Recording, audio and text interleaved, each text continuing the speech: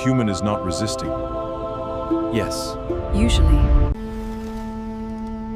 What?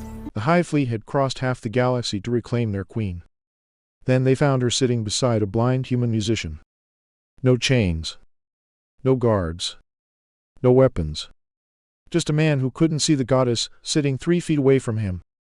The queen had spent 17 years hearing the thoughts of 12 billion minds. But this human never looked at her with fear. He never bowed. He never heard the voice of the Hive telling him who she was. He simply played. Then the fleet commander heard the queen speak for the first time in 17 years. Do not touch him. Every ship in the fleet powered up its weapons. Not for her. For him. They had not crossed half the galaxy to rescue their queen. They had come to find whatever was capable of taking one from the Hive. And to make certain it could never do it twice. The Hive fleet had crossed half the galaxy to reclaim their queen. Then they found her sitting beside a blind human musician. No chains. No guards. No weapons. Just a man who couldn't see the goddess sitting 3 feet away from him. The queen had spent 17 years hearing the thoughts of 12 billion minds. But this human never looked at her with fear. He never bowed. He never heard the voice of the Hive telling him who she was. He simply played. Then the fleet commander heard the queen speak for the first time in 17 years. Do not touch him. Every ship in the fleet powered up its weapons. Not for her. For him. They had not crossed half the galaxy to rescue their queen. They had come to find whatever was capable of taking one from the Hive. And to make certain it could never do it twice. For 11 seconds, nobody moved. Elias Vale kept his fingers resting on the strings of his instrument. He could not see the weapons outside the window. He could not see the thousands of alien soldiers surrounding the chamber. He could not see the woman sitting beside him. But he could hear them. The vibration of the fleet traveled through the station's metal skeleton. A low tremor beneath his boots. Then another. Then thousands of tiny mechanical adjustments as weapons systems locked onto their targets. Elias tilted his head. Those aren't aimed at you, are they? Queen Elira did not answer immediately. Her eyes remained fixed on the enormous viewing window. Beyond it, the Hive fleet filled the darkness. Thousands of black warships hung in perfect geometric formation around the station. At the center was the flagship. It was larger than anything Elias had ever encountered. A colossal structure of black crystalline armor, shaped like a crown turned upside down.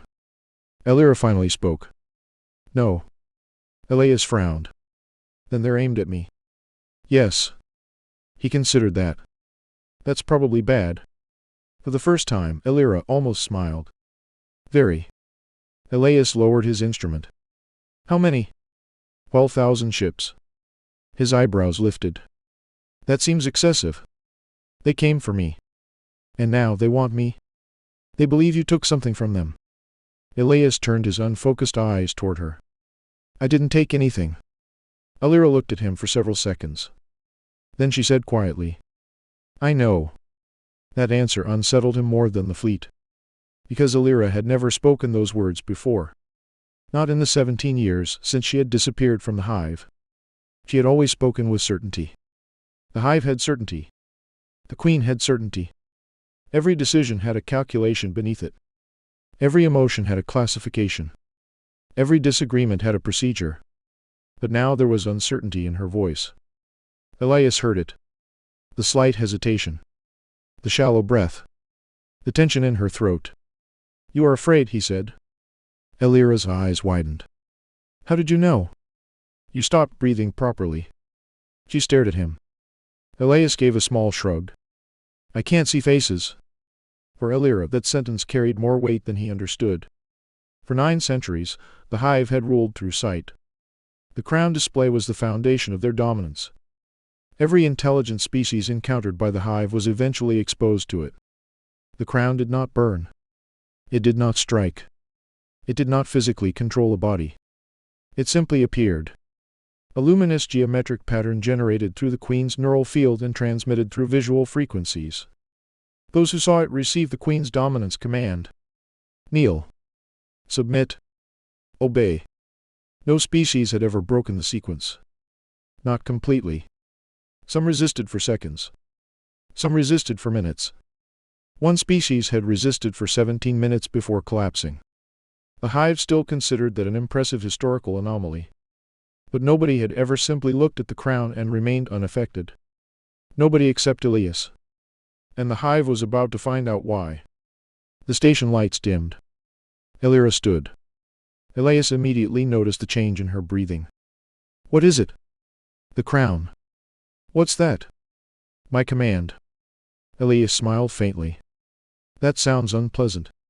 "It is." The doors opened. Hive soldiers entered the chamber. They were enormous. Their black armor covered every part of their bodies, except their faces. Behind them came Examiner Versh. He moved with the rigid precision of someone who had never once doubted the system he served. He stopped 6 meters from Elias. His 4 dark eyes examined the human. Then he looked at Elira.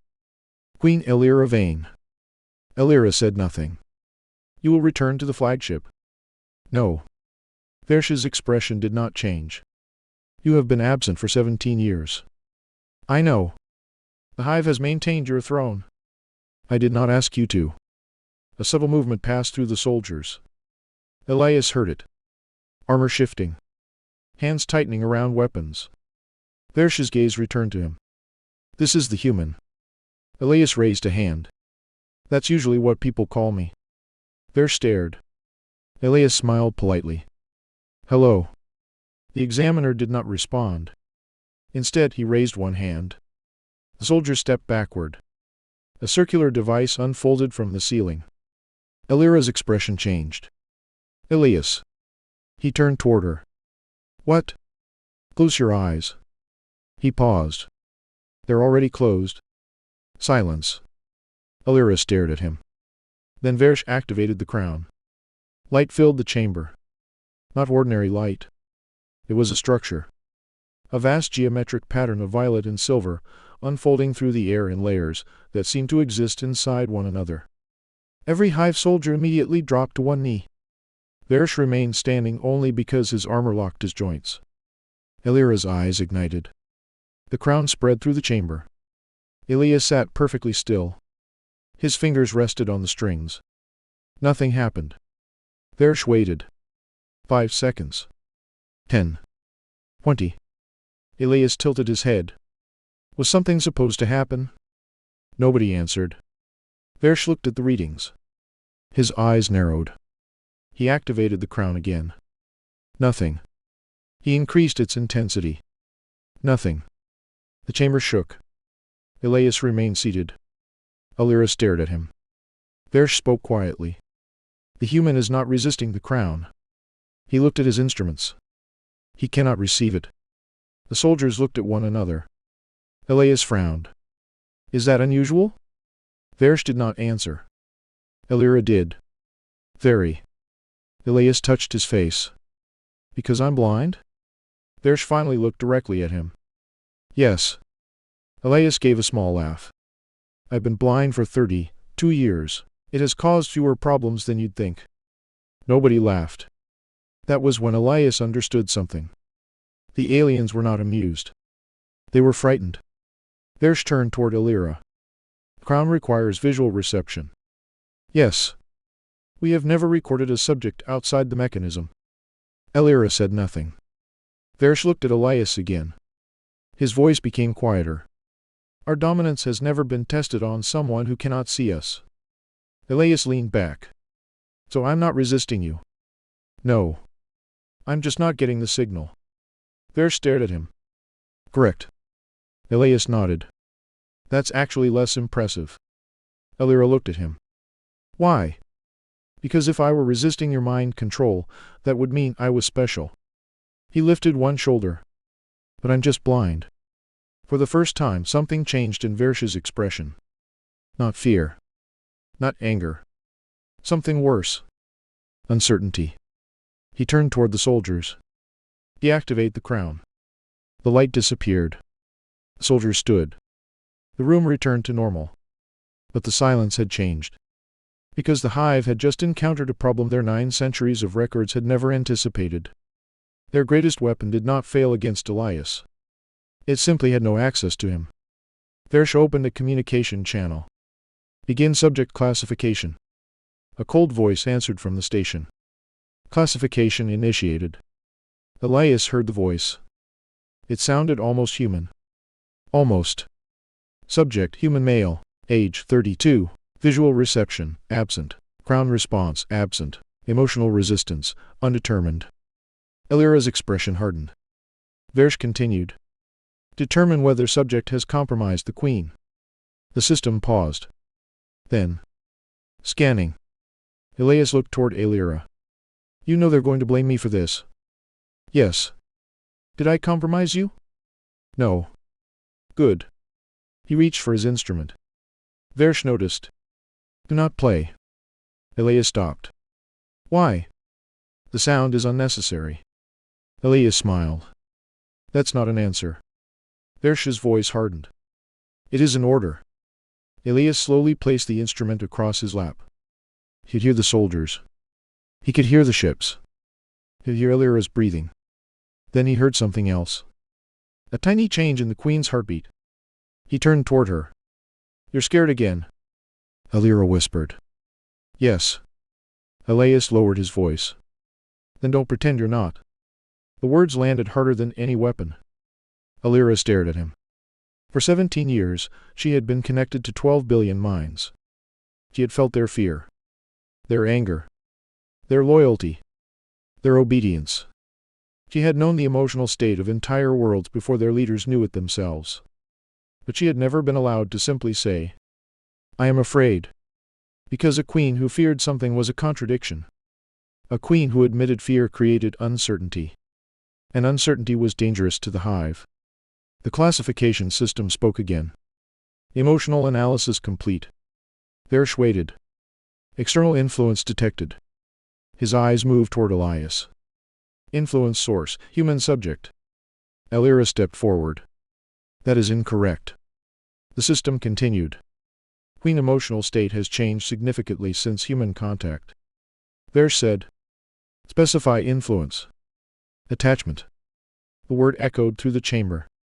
Elias looked toward Elira. What does that mean? Versh answered. It means you have become important to her. Elias was silent. Then he asked. Is that illegal? Nobody answered. Versh received a new transmission. His face hardened. Subject is to be detained. Elias heard the soldiers move. Elira stepped between them. No. Versh stared at her. Your Majesty. Do not touch him.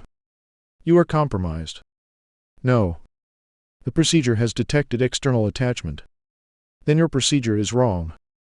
Versh's voice became colder. The procedure has never been wrong. Elira's eyes glowed. Then today will be its first. Every weapon in the chamber rose. Outside, 12,000 ships adjusted their aim. Elias stood beside the queen. He could not see the weapons. He could not see the soldiers. He could not see the queen's glowing eyes. But he could hear the silence. And he understood something the hive did not. The queen was not standing between him and the weapons because he was useful. She was standing there because she was afraid of what would happen if they took him away. The classification system issued its verdict. External attachment confirmed. Versh looked at Elira. Then at Elias. And finally, with visible reluctance, he spoke the words the hive would spend the rest of the night trying to understand. The human is not controlling our queen. His voice dropped. He is changing her. The chamber doors locked. The fleet outside armed every weapon. And for the first time in 9 centuries, the hive had a queen who was no longer certain she wanted to go home. The chamber doors locked behind them.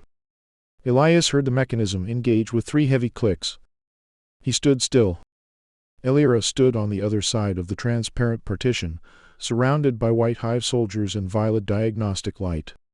He could not see her. But he could hear her breathing. Slow. Controlled. Too controlled. Elias tapped the wooden body of his instrument with one finger. Once. Twice. Then 3 times. Elira heard it. Her head turned toward him. The hive soldiers did not react. Elias smiled faintly. Still there? Yes. Good. Elira stepped toward the glass. There are 12 soldiers between us. That many?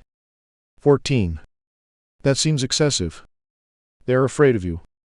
Elias laughed softly. I'm the blind guy in a room with 14 aliens. They are not afraid of what you can do. Then what are they afraid of? Elira looked toward the ceiling. They do not know what you can do. That answer stayed between them. Then the voice of the reclamation procedure filled the chamber. Queen Elira Vane, cognitive origin audit will commence. Elias stopped smiling. What is that? Elira did not answer. The procedure spoke again. Purpose, identify the origin of behavioral deviation. Elias turned toward her voice. Behavioral deviation. Elira said quietly. They think I have changed because of you. Have you? Yes. Elias paused. That's not exactly reassuring. Elira almost smiled. No. The chamber brightened. A circular structure descended from the ceiling around her. Thin rings of white light surrounded her head. Thousands of symbols appeared in the air. Elias could hear the machinery adjusting. Then the soldiers began walking toward him. He raised his hands. Where are you taking me?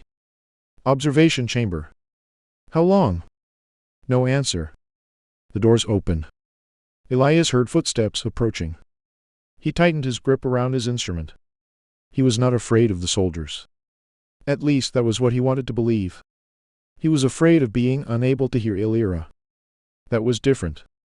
2 soldiers took his arms. Elias resisted for half a second, then stopped. Easy. They led him down a long corridor. He counted their footsteps. 6. 7. 8. Sound changed. Metal became glass. The air became colder. A door opened. Then shut. Elias was alone. He touched the wall.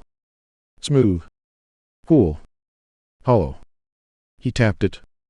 Sound returned almost immediately. He tapped again. Different. The wall was not solid. There was a cavity behind it. Elias smiled. Interesting. A voice came from the ceiling. Subject instructed to remain stationary. Elias looked toward the sound. Do you know why I play music? No response. I didn't think so. He removed the instrument from his shoulder. The room was silent. He plucked one string. The sound traveled through the walls. A faint vibration returned beneath his fingertips.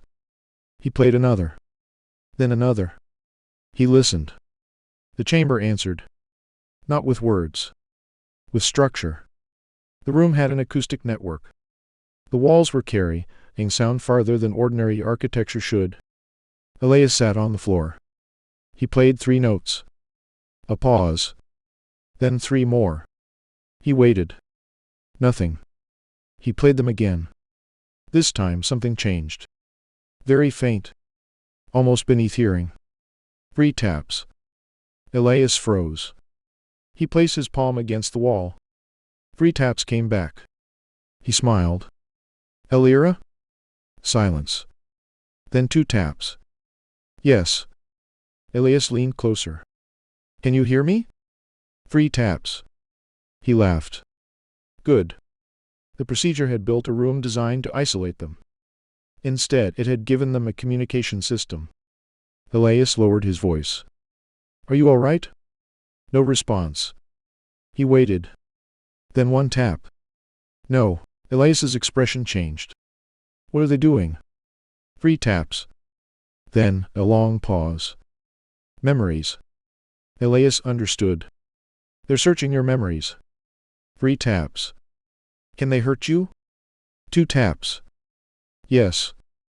Elias looked down at his instrument. He began playing again. A slow sequence. 4 notes. Pause. 2 notes. Pause. 4 notes. Elira stopped breathing. She knew that sequence. She had heard it every night for years. Before Elias understood what it meant. It was the melody he played when she could not sleep. Elira had never told him why she could not sleep. She had never told him about the dreams. She had never told him what she saw whenever she closed her eyes. Yet Elias had somehow found the rhythm that calmed her. The synchronization chamber began scanning. Memory sequence detected. Elira's eyes widened. The procedure continued. Origin analysis initiated. Images began appearing around her. Not images from her own memory. Images reconstructed from the Hive's historical archive. Her childhood. Her first connection. Her coronation. The first time 12 billion minds entered hers. Everything was perfectly ordered. Everything had a record. Everything had an explanation. Then Elias played the melody again. Alira's breathing changed. A memory surfaced. She was young. Much younger. She was alone. No hive. No crown. No soldiers. Only darkness. She could hear rain. That was impossible. The hive did not remember rain. Her world had been sealed beneath atmospheric domes for centuries. But she could hear it. Water striking metal. Soft. Irregular. Beautiful. Then she heard a sound beneath it. Strings. A human instrument. A man's voice. You're not supposed to be here. Alira stared into the memory. She knew that voice. Elias. But Elias was not there. Not in the memory she knew. The procedure stopped. Memory inconsistency detected. Alira whispered. No. The image changed. She was standing beside a window. A small human figure sat nearby. A boy. She could not see his face. He was playing the same melody. The same 3 notes. The same pause. The same ending. Alira reached toward the image. The procedure immediately erased it. She screamed. The chamber went dark. Elias. Outside the chamber, Elias heard her. He stopped playing. Alira?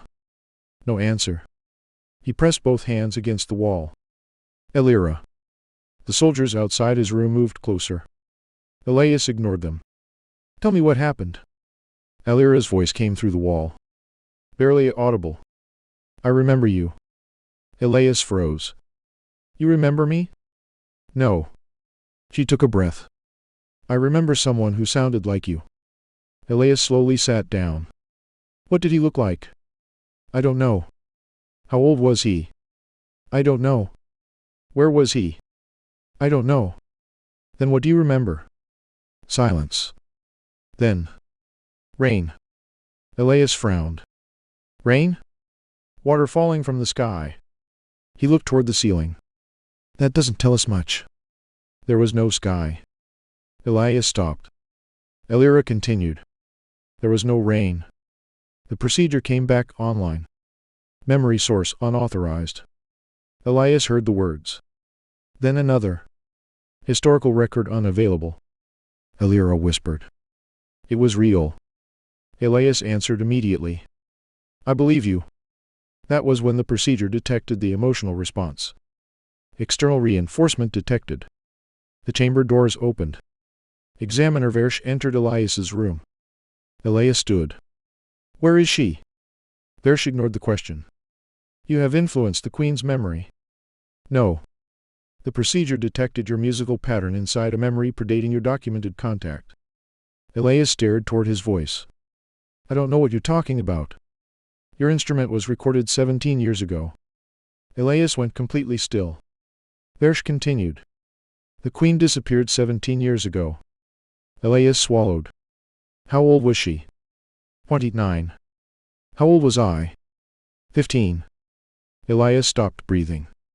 For several seconds, neither of them spoke. Then Elias whispered. I didn't meet her 17 years ago.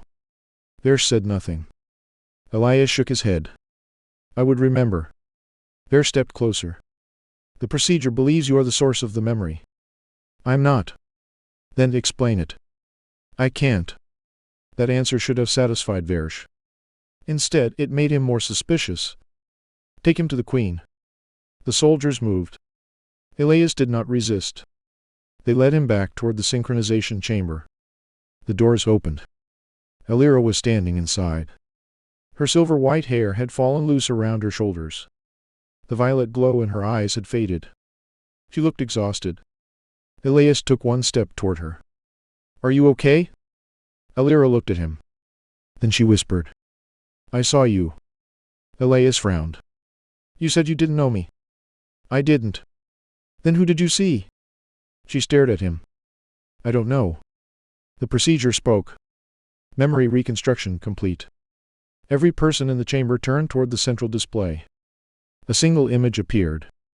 Elira as a child, standing in a dark room. And beside her stood a human boy. His face was hidden, but his hands were unmistakable. He was holding Elias's instrument. The same instrument Elias carried now. Versh stared at the image. The soldiers stopped moving. Elias stepped closer. His face went pale. That's impossible.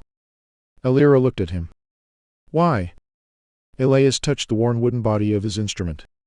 His fingers traced an old mark near the bridge. I've had this since I was 15. The room became silent. Versh looked from the instrument to the image. Then to Elias. The procedure spoke again. Memory source confirmed. A pause. Human origin. Versh's voice dropped. But human contact with Queen was recorded as beginning 17 years ago. The procedure answered. Correct. Versh stared at the impossible image.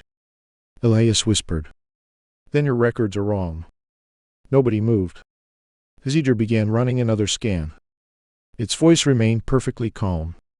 Historical contradiction detected. Elira looked toward Elias. For the first time since the fleet arrived, she looked more frightened than the soldiers. Because she was beginning to understand what the Hive had spent 9 centuries refusing to consider. Procedure had not found a corrupted memory. It had found a memory the Hive had erased. And somewhere inside that erased history was a 15-year-old human boy who had already known the Hive Queen. Elias looked at Elira.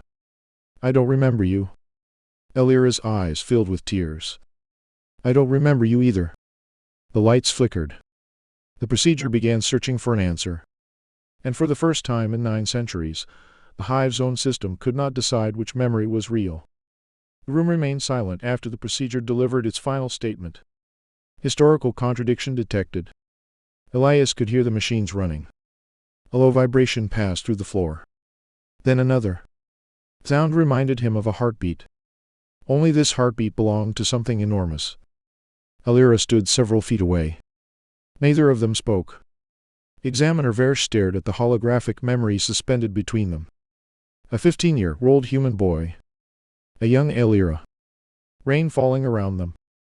And Elias's instrument in the boy's hands. The image should not have existed. Versh stepped toward the projection. Repeat reconstruction. The procedure obeyed. The image disappeared. Then returned. Same room. Same rain. Same boy. Same instrument. Versh's 4 eyes narrowed. Remove all human-derived assumptions. The procedure paused. Specify. Reconstruct the memory without the subject. The image changed. The boy disappeared. The rain disappeared. The room remained. Elira looked at Versh. Why is the rain gone? Versh did not answer. The procedure spoke. Invariant mental details cannot be verified. Elias slowly turned toward the sound. You deleted the parts you couldn't explain. Versh looked at him. We removed unreliable variables. You removed the evidence. We removed unsupported information. Elias shook his head. That's the same thing. Versh stepped closer. You are confusing evidence with memory. No. Elias touched the wooden instrument hanging from his shoulder. I'm saying your machine already decided what could be true before it finished looking. That sentence unsettled Versh. Not because Elias had discovered anything new. Because the procedure had not been designed to answer questions like that. It was designed to produce answers. Versh turned toward the central interface. Begin predictive reconstruction. The chamber changed. The white walls opened. Thousands of translucent panels appeared around Elias. Each panel showed a possible version of the same memory. Elira as a child. Elias as a teenager. Different rooms. Different weather. Different conversations. Different outcomes. The procedure began testing them. Subject behavior simulation initiated. Elias stood in the center. Elira watched from behind the transparent barrier. Do not cooperate, she said. Elias smiled faintly. I wasn't planning to. The first simulation appeared. A teenage Elias looked at the young Alira. His procedure generated his predicted response. Fear. The image changed. The boy stepped backward. Another simulation. Curiosity. Another. Aggression. Another. Compassion. The system continued. Hundreds of possibilities appeared and disappeared. Versh watched the data. The human response pattern is being mapped. Alira looked at him.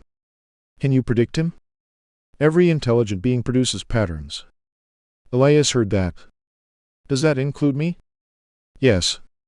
Then let's test it. The procedure generated another scenario.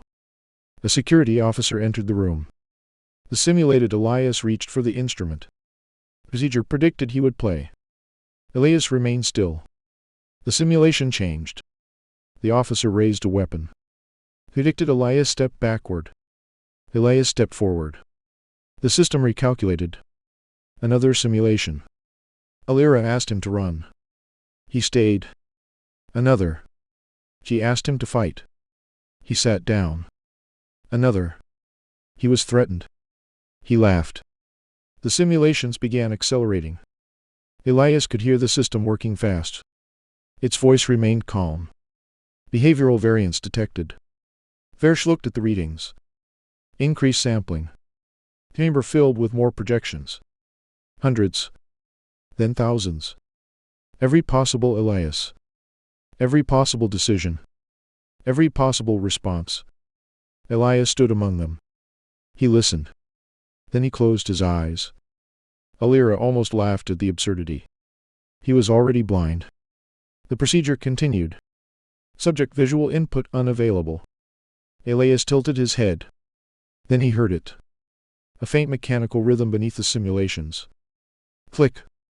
Pause. Click. Click. Pause. The procedure was adjusting its predictions according to his movements. Elias smiled. You keep changing the test. Versh looked at him. Correct. After I respond. Correct. So you're not predicting me. Versh's expression tightened. You are being evaluated. No. Elias lifted his instrument. You're watching what I do and then changing the question. The procedure answered. Adaptive testing increases predictive accuracy. Elias nodded. Then let's make it harder. Alira's eyes narrowed. Elias. He began playing. One note. Then another. Then a third. The procedure immediately analyzed the sound. Musical pattern detected. A new simulation appeared. The system predicted the next note. Elias played a different one. The prediction changed. He changed again. The system adjusted. He changed again. The chamber filled with shifting patterns. Versh stared at the readings. Stop. Elias kept playing. Human subject is deliberately altering behavior. Stop the test. The procedure ignored him. Predictive confidence decreasing. Alira stepped closer to the glass. Elias, what are you doing? I'm listening. To what? The machine. He played another note. Then waited. A vibration came through the floor. Elias played a different note. The vibration changed. He smiled. It responds before I do. Versh stared. What does that mean? It means your system isn't just watching me. Elias played again. It is showing me what it expects. The procedure accelerated. The holographic panels multiplied. Elias began using them against the system.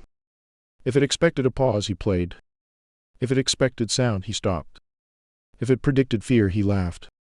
If it predicted silence, he spoke. Not randomly.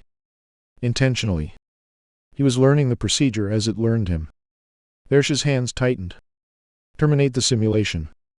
The procedure responded. Termination unnecessary. That is an order. Predictive analysis incomplete. Versh looked at Alira. This is impossible. Alira's expression softened. No. She looked at Elias. It is human. The procedure suddenly stopped.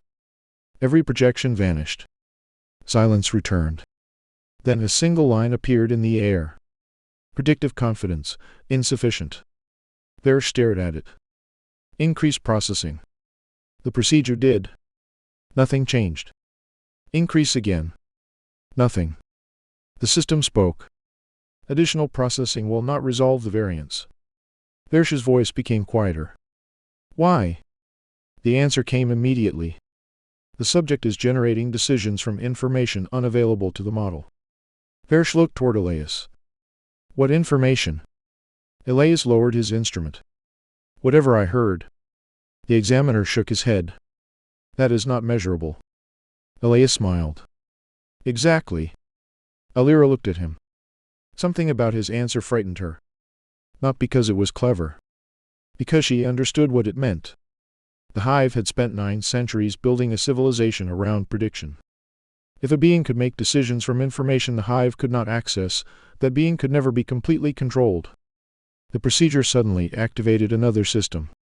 The chamber floor opened. Metal restraints rose around Elias. Alira stepped forward. No. The procedure spoke. Synchronization required. Varsh turned. Explain. Human subject and queen possess contradictory memory states. The machine displayed the 2 versions. One said Elias had never met Alira before 17 years ago. The other showed him standing beside her as a child. Synchronization will identify the valid state.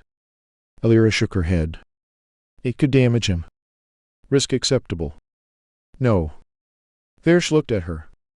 Your Majesty. No. For the first time, the word carried no uncertainty. The queen stepped into the chamber. The soldiers raised their weapons. Elias heard them. He looked toward Alira. Don't. She stopped. If you fight them now, they will decide I made you do it. Alira stared at him. They already believe that. Then don't give them evidence. She lowered her hand. The restraints closed around Elias. His breathing became faster. He tried to hide it. Alira heard anyway. I am sorry. Elias smiled. Don't be. The synchronization system activated. A brilliant field surrounded them. The procedure attempted to establish a shared neural reference. Nothing happened. It tried again. Nothing. Visual reference unavailable. The system adjusted. Compensating. Elias felt a pressure behind his eyes. He gripped the instrument. Alira cried out. The machine tried again. Then stopped. Reference acquisition failed. Varsh stared. Why? The procedure answered. Subject possesses no visual reference state. Elias opened his unfocused eyes. The pressure vanished. Alira suddenly gasped. She had seen something. Not a memory. Not a vision. A possibility. A thought that had no voice. No origin. No owner. It existed between them for less than a second. Then disappeared. Alira whispered. What was that? Elias shook his head. I don't know. The procedure began scanning again. This time its voice changed. Not emotionally, but more slowly. Contradiction unresolved. There stepped toward the interface. Run historical verification. The procedure searched. Nothing. Run archival verification. Nothing. Run biological memory verification. Nothing. Varsh's confidence finally broke. Then what is the source? The procedure remained silent. For 3 seconds. 5. 10. Then it answered. Unknown. Alira stared at the central display. The Hive had a word for everything. Except this. Varsh looked at Elias. His voice was barely audible. The human is not corrupting our model. He looked at the impossible memory. He is proving our model was incomplete. Elias slowly lowered his instrument. The procedure displayed one final classification. Human influence, unconfirmed. Queen autonomy, increased. Cause, unresolved. Alira looked at Elias. He looked toward her voice. Neither spoke. Then the procedure produced one final statement. The human did not control the queen. A pause. He taught her to choose. The chamber went completely silent. Alira closed her eyes. And for the first time in 9 centuries, the Queen made a decision without asking the Hive what it meant. "Open the door." Every soldier froze. Varsh stared at her. "Your Majesty." Elira looked at Elias. "Open the door." The locks released. Elias stepped forward. He did not know what waited beyond the chamber. Neither did she. This time, neither of them asked the procedure for permission. The fleet did not fire. For 12 seconds, nobody moved. Then every human ship in orbit turned away from the Queen. Elias heard the maneuver before anyone explained it. A deep vibration rolled through the deck beneath his boots. Then another. Then hundreds more. The human fleet was moving. Not retreating. Repositioning. Elias stood inside the observation chamber with his instrument hanging against his side. Elira stood several steps away. Varsh watched the tactical displays. The Hive fleet filled the sky beyond the enormous windows. Thousands of warships. Perfect formation. Perfect alignment. Perfect obedience. And yet something was wrong. The human ships were no longer looking at the Hive. They were turning their sensors away. Their external visual arrays folded inward. Some ships rotated completely. Others lowered their optical systems beneath armored shielding. The Hive crown activated again. A vast violet structure appeared across the fleet. Every Hive soldier in the chamber dropped to one knee. Elias remained standing. But this time he was not alone. Across the human fleet, nothing happened. No panic. No surrender. No attempt to resist. The human ships simply stopped looking. Varsh stared at the tactical display. "What are they doing?" Elira watched the human formation. "They learned." Varsh turned toward her. "From the human?" "No." She looked at Elias. "From the crown."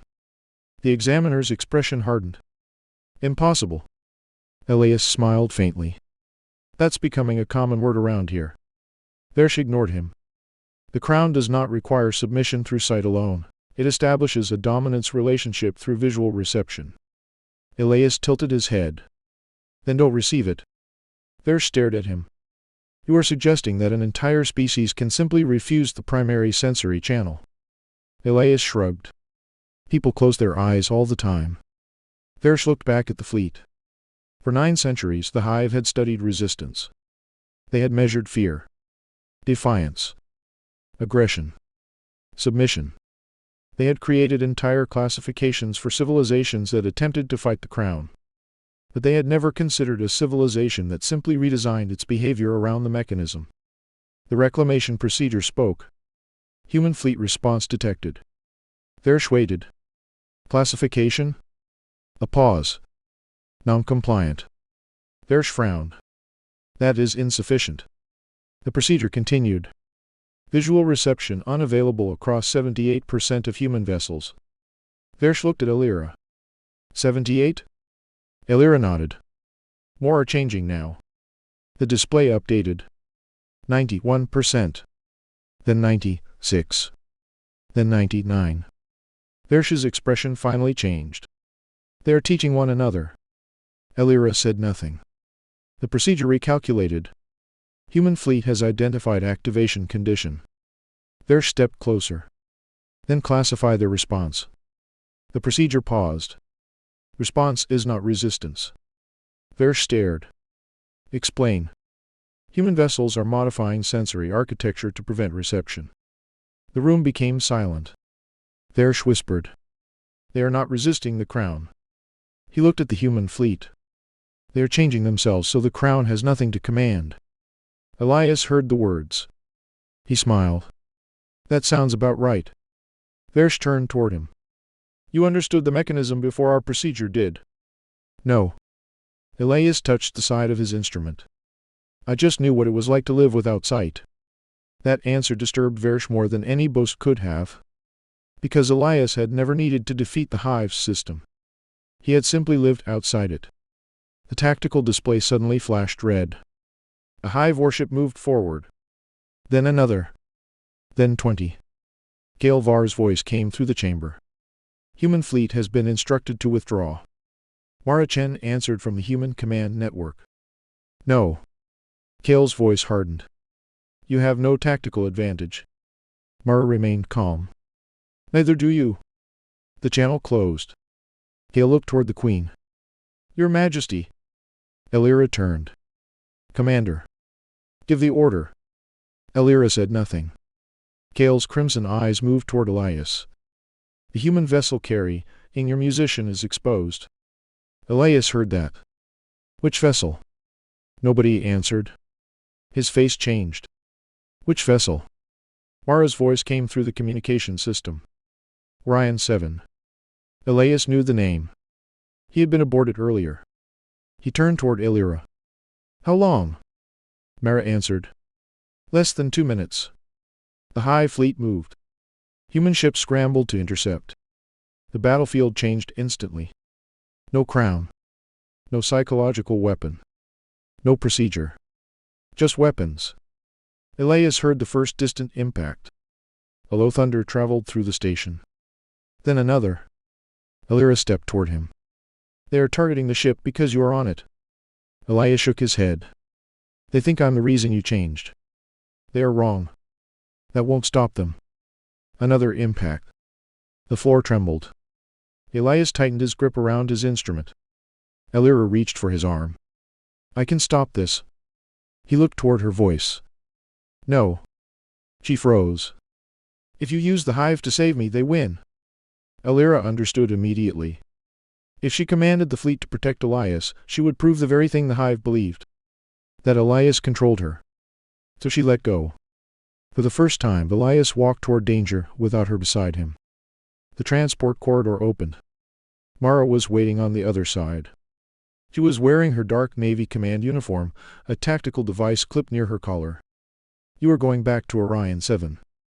Elias nodded. How bad? Engines damaged. Shields failing. Then why send me there? Because they are looking for you. Elias smiled. That is not an answer. Mara looked at him. No, it is the reason. They moved through the corridor. The station shook again. Mara caught herself against the wall. Elias remained standing. He listened. 3 seconds. Mara looked at him. For what? Another impact. The impact came. Mara stared at him. How did you know? Elias adjusted the strap across his shoulder. I heard the ship charging its weapons. Mara's expression changed. She had spent years trusting visual systems. Now she was beginning to understand why the Hive had become frightened of one blind musician. They reached the transport bay. The door opened. A human shuttle waited. Elias stepped inside. Mara followed. The shuttle launched. Outside, the battle filled the sky. Hive ships moved with perfect coordination. Human ships moved differently. They were messy. Uneven. Improvised. One vessel would break formation. Another would follow.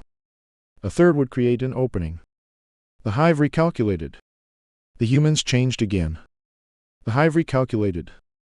The humans changed again. Mara watched the tactical display. They are adapting faster than the model. Elias sat beside her. They don't know what the model expects. Mara looked at him.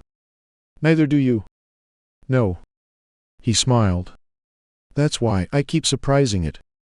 The shuttle shook violently. Warning lights appeared. Impact. Mara grabbed the controls. We lost the rear shield. Another strike. The cabin tilted. Elias held onto the instrument. Mara fought the controls. Orion 7 is ahead. The ship emerged from the debris field. It was damaged badly. One engine was gone. The other was burning unevenly. 3 Hive fighters closed in. Mara accelerated. The fighters followed. Elias listened. Left. Mara turned. A weapon passed where they had been. Down. She dropped the shuttle. Another weapon missed. Mara looked at him. How are you doing that? I listen. To what? The engines. He tilted his head. Your ship is telling me where the fighters are. Mara looked forward. The first fighter appeared. She fired. It exploded. The second came from behind. Elias suddenly grabbed her wrist. Stop. She stopped. A missile passed directly across their path. Mara stared. How did you know? It wasn't the missile. What? The silence before it. The second fighter disappeared behind the shuttle. Mara understood. Elias was not seeing the battlefield. He was hearing it. The shuttle docked with Orion 7. The moment Elias stepped inside, alarms screamed. Mara followed. The corridor was dark. Steam escaped from damaged panels. Elias touched the wall. Engine room. Mara looked at him. How do you know? Because the vibration is wrong. They moved. Then the ship shook. A heavy impact. Mara fell. Elias dropped beside her. Are you hurt? No. A metallic sound came from the corridor. Mara reached for her weapon. Elias raised one hand. Don't. 3 Hive soldiers entered. They were not targeting Mara. Their weapons pointed directly at Elias. The lead soldier spoke. Human musician. Elias stood slowly. That's me. Come with us. No. The soldier raised his weapon. Mara aimed hers. The corridor became silent. Then Elias heard something. A faint mechanical pulse. He turned his head. The crown. Mara looked confused. What? They brought a visual projector. The Hive soldier activated it. Violet light filled the corridor. Mara looked away. Elias did nothing. The soldier stepped forward. Submit.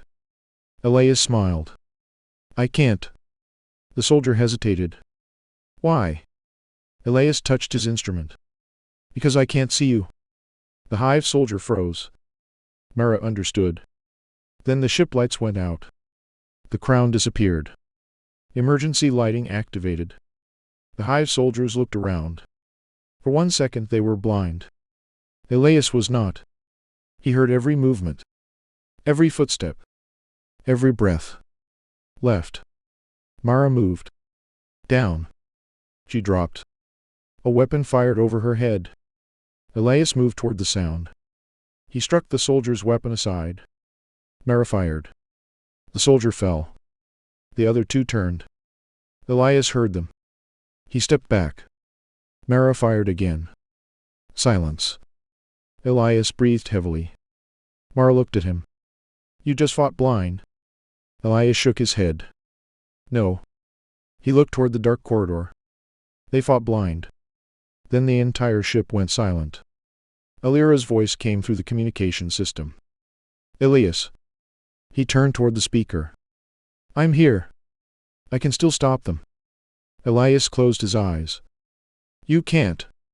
I am the queen. That's the problem. Alira went silent. Elias continued.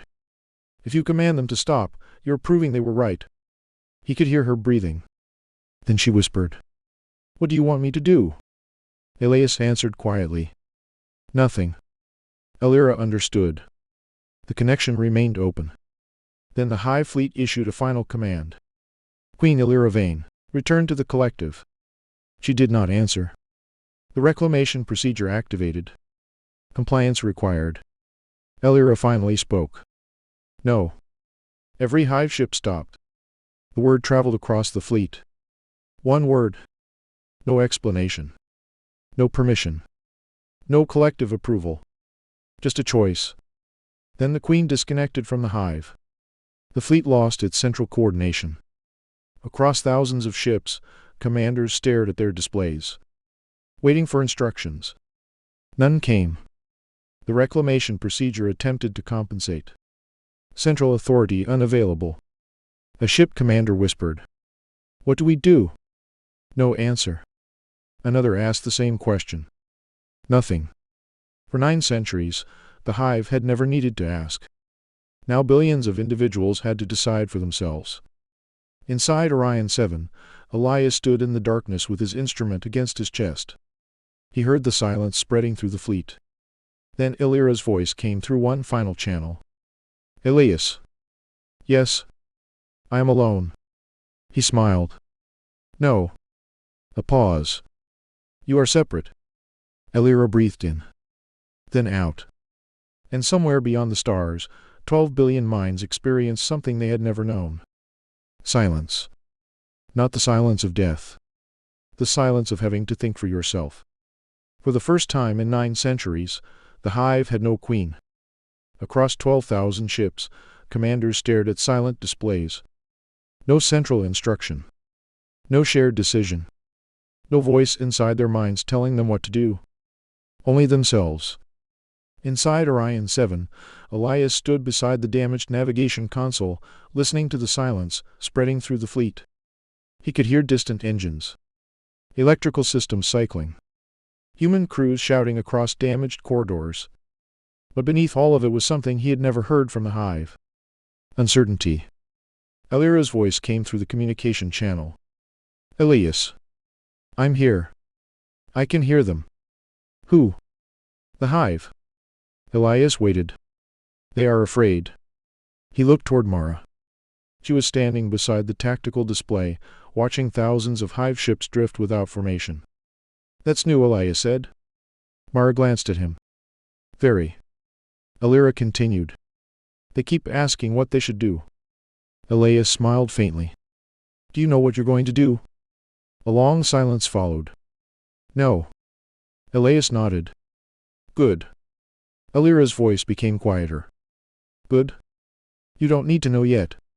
For the first time, Elira did not feel the thoughts of 12 billion minds pushing against her consciousness. No fear from distant worlds. No anger from soldiers. No calculations from commanders. No hunger. No pain. No demands. Just silence. It should have felt empty. Instead, it felt enormous. Then the reclamation procedure activated. Every screen aboard every Hive vessel illuminated simultaneously. The central interface appeared. A black crystalline eye surrounded by concentric violet rings. Its voice entered the fleet. Queen Elira Vane. Elira closed her eyes. Your separation from the collective has been classified as temporary deviation. She said nothing. Reconnection is available. Still nothing. Restoration will return all cognitive functions to optimal collective synchronization. Elira looked toward Elias. He stood several meters away. His instrument rested against his side. He was not telling her what to do. That mattered. The procedure continued. Return to the collective. Elira whispered. No. The system paused. Reason? She almost laughed. For 9 centuries, the Hive had never needed a queen to explain why she obeyed. Now the machine was asking why she refused. I don't know. The procedure processed the answer. Response invalid. Elira looked at the central display. Why? Queen decisions must contain identifiable strategic motivation. She frowned. What if they don't? All decisions contain motivation. Then perhaps your system cannot see mine. The procedure remained silent. Elias heard her voice through the communicator. For the first time, she sounded almost amused. The procedure responded. Your emotional state indicates human influence. Elira's expression hardened. Yes. Human influence remains the most probable cause of deviation. No. Probability exceeds accepted threshold. You are still calling him the cause. He is. Elira looked toward Elias. He shook his head. Don't defend me. She frowned. Why? Because if you tell them I didn't change you, they'll keep searching for what did. Elira understood. Elias continued. Let them believe I changed you.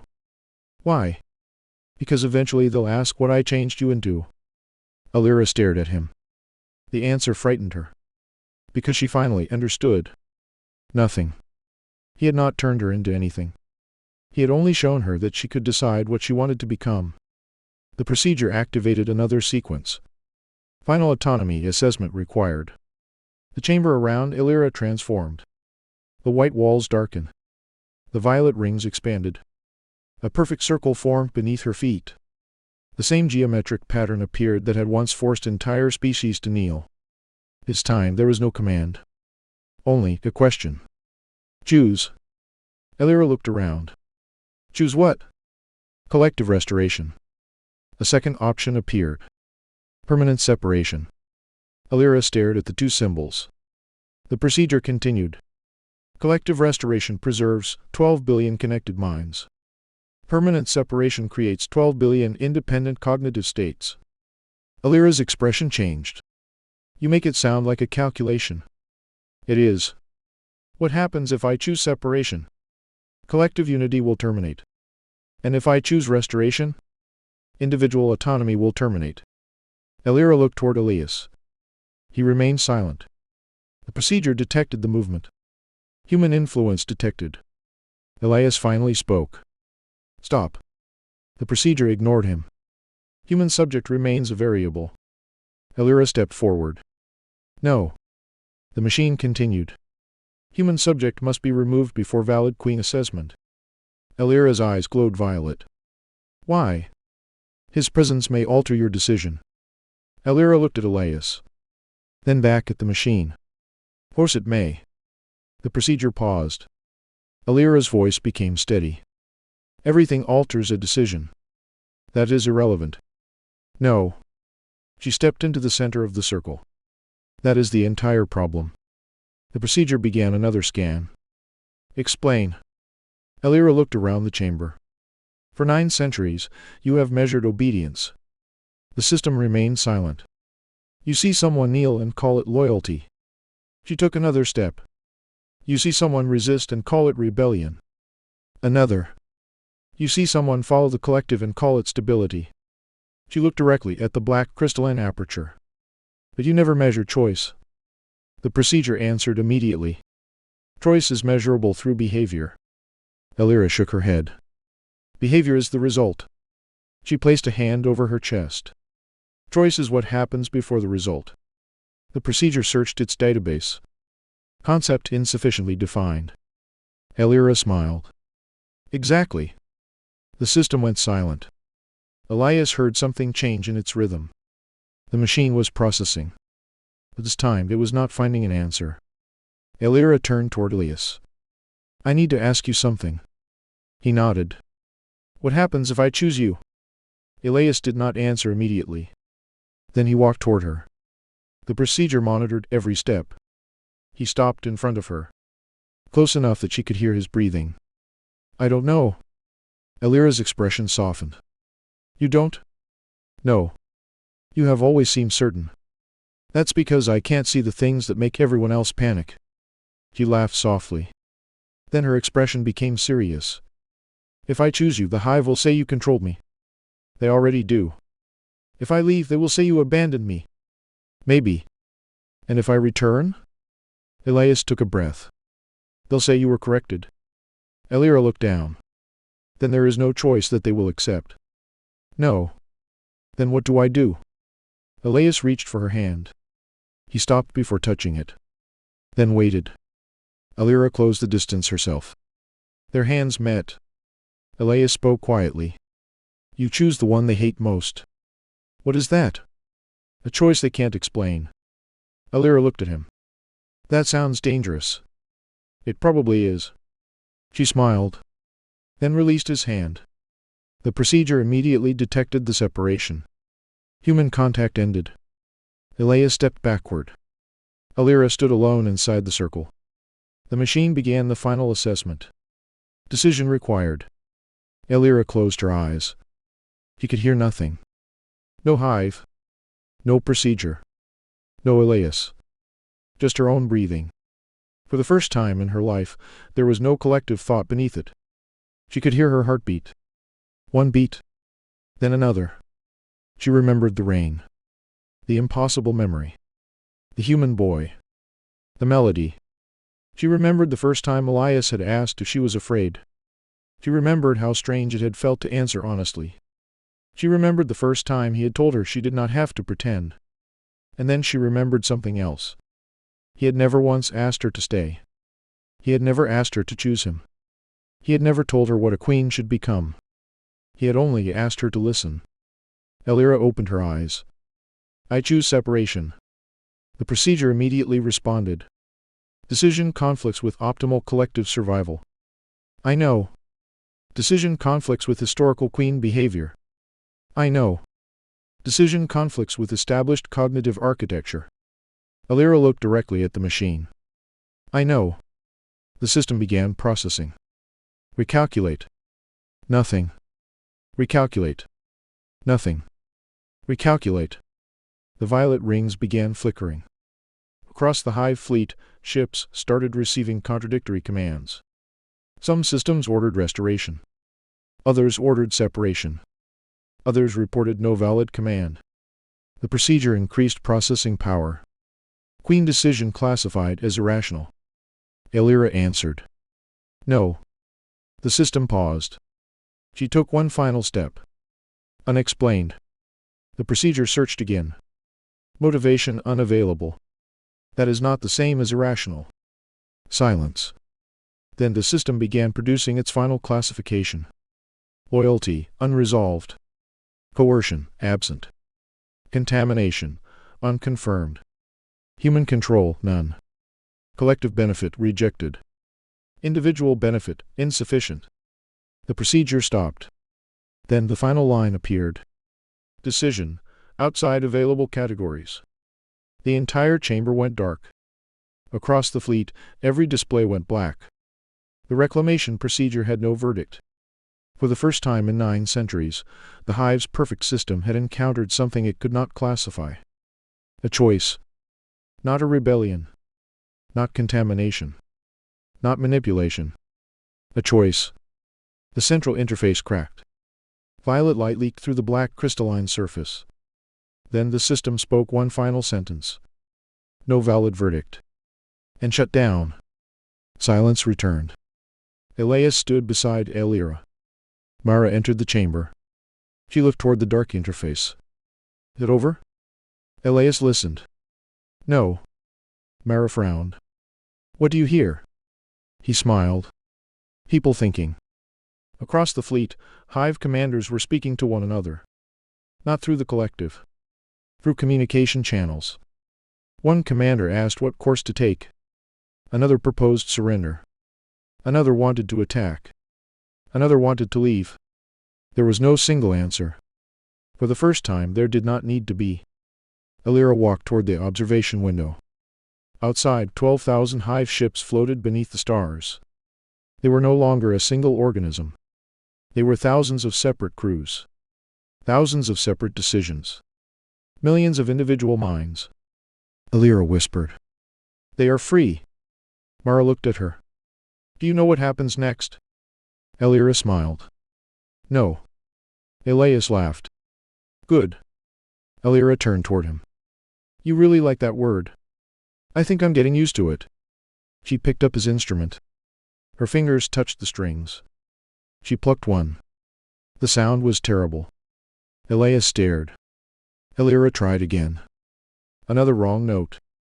Mara smiled. You're going to need lessons. Elira looked at Elias. Will you teach me? Elias sat beside her. If you promise not to make me call you Your Majesty. She considered it.